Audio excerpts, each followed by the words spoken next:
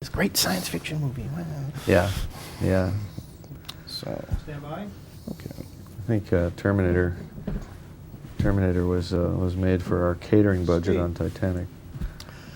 Jim, what is there about, I can't think of another word for it, the romance of this tragedy that has fascinated so many people? That's interesting that you use the word romance, because I've actually said that, and of course it's in the darker, almost sort of more operatic use of the tragic use of the term. But you know, the heart wrench of literally hundreds and hundreds of women separated from their husbands, having to get into lifeboats, see them on the deck for the last time as they're being lowered away into the darkness. You know, I think that's one of the enduring images of the real Titanic story. And so, you know, I thought if I make that as the backdrop to a love story, albeit a fictional love story, you know, how much more of a turbocharged experience of sort of passion and heartbreak that might be. I mean, that was my initial sort of gut feeling that drew me to the arena of Titanic, of doing a love story on the Titanic. Now, you bring out in the film the fact that this was quite a scandal in its day, because there was some talk that the Titanic sank because White Star Shipping was in this race to make ever faster crossings across the Atlantic. Sure. Do you see that as part of the legend? Yeah, no, I think it's historically accurate. I mean, this whole film was very, very intensely researched. What you'll find with Titanic is everybody's got their own opinions of what were the factors. You know, there's no kind of absolute history. There's only subjective history. I think that it was very much a factor that the Cunard Line and the White Star Line were like the Coke and Pepsi of their time, and they were constantly trying to one-up each other. And it translated into dollars. It translated into bottom-line business. Very much the sort of, you know, corporate motivations that we might have right now today in '97, and will continue to have endlessly as long as people are still people.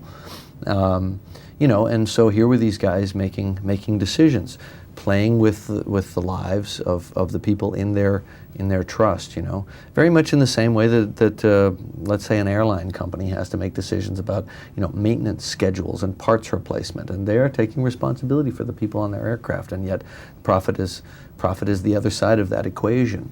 You know, there's so much of that in our lives in a technological world where we put our lives in the care of other people in a technical medium. You know, I think it was Truffaut said one time that we won't accept as moviegoers grand passions from contemporary characters. If you're going to tell a story about grand passions, it has to be a period film.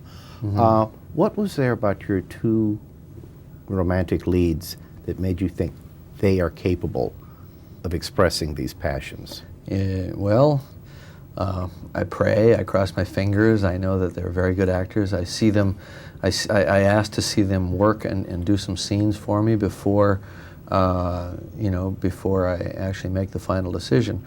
Although the scenes that I asked them to read were more of the getting to know you scenes than the big stuff, because I don't know, I felt that was ultimately the harder thing to do than the big passionate moments, because I think the part that the audience might believe less is the getting to know you, what's the initial attraction, what's the initial spark, and to make that believable and not feel too hurried or too sort of, you know, Hollywood artificial.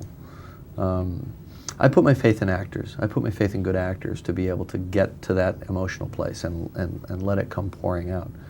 Finally, what is there about DiCaprio?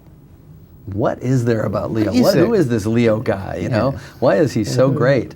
You know, it's amazing. Leo's got everything it takes and more to be one of the biggest, if not the biggest, stars in the world. And it's a combination of the looks, the charm, the uniqueness, because any great star has to be in some way unique, and just solid acting capability. I mean, he's just really so good.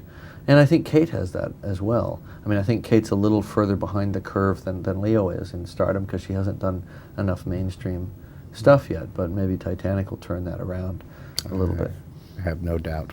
Thank you very much. Okay, thanks. Thanks. That was a good interview, by you. the way.